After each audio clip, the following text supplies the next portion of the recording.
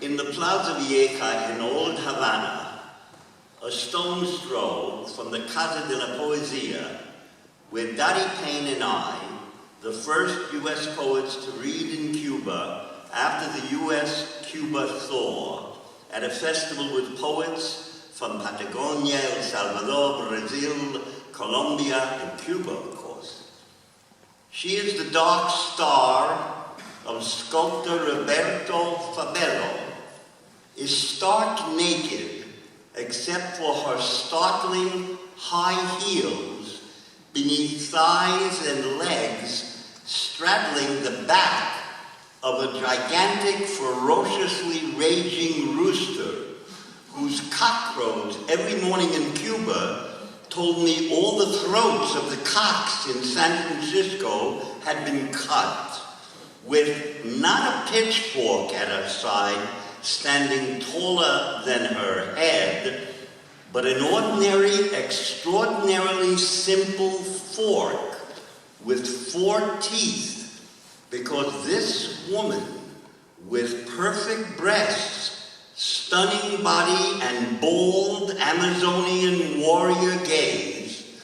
loves feeding to eat and going forward, ever and ever adelante. 2. Here, an old gringo is greeted by black women who welcome him with kisses that are happy and natural as being friends.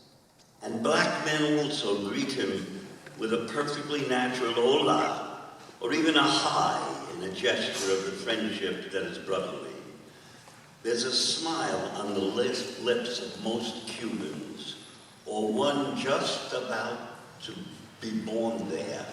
in recognition of anyone appearing before them. Then you know you're in a place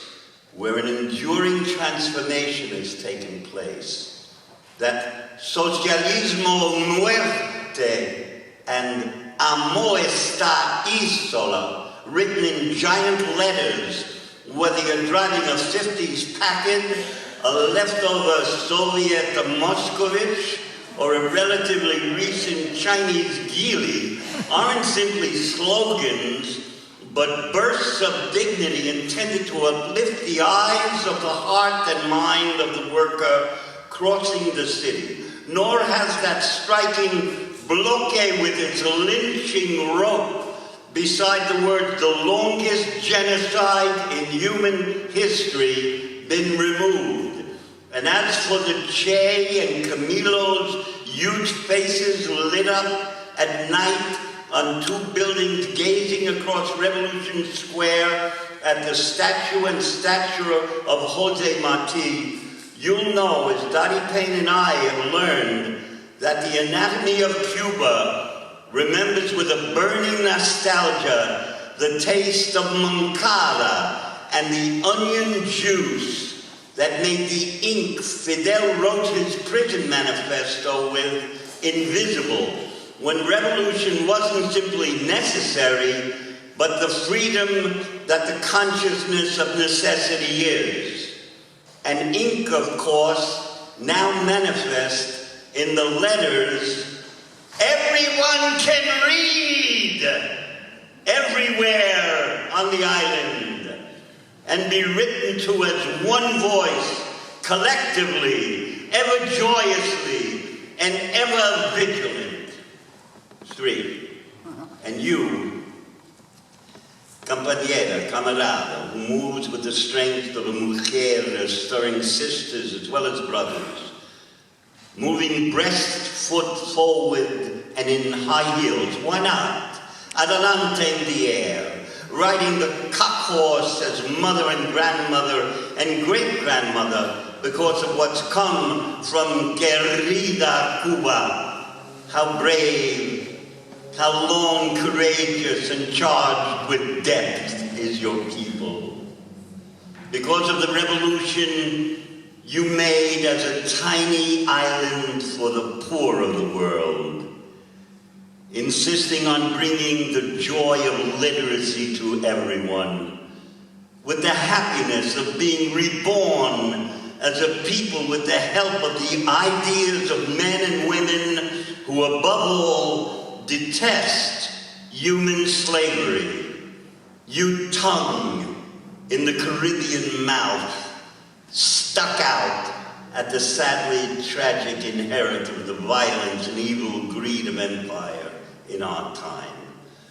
You precious son of the rhythm of an equality of poverty that's richer than all the dead bullions and billionaires. And no one who's become what even high praise can't touch.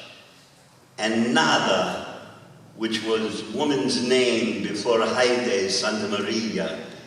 and Mildred Hernandez spawned a salmon falls of compañeras like Nancy Morejon, or Natasha Santiago,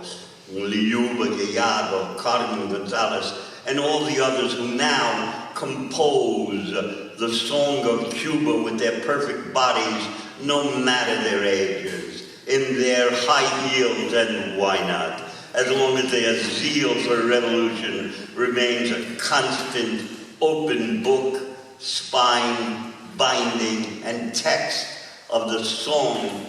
that's already changing Michelle Obama into a hope that actually will turn into a genuine reciprocal act, so that the states wake from its longest sleep in history for Cuba's the wide, open eyelid in the sea that the lips of the humanity of the whole world are gathering from every direction to kiss.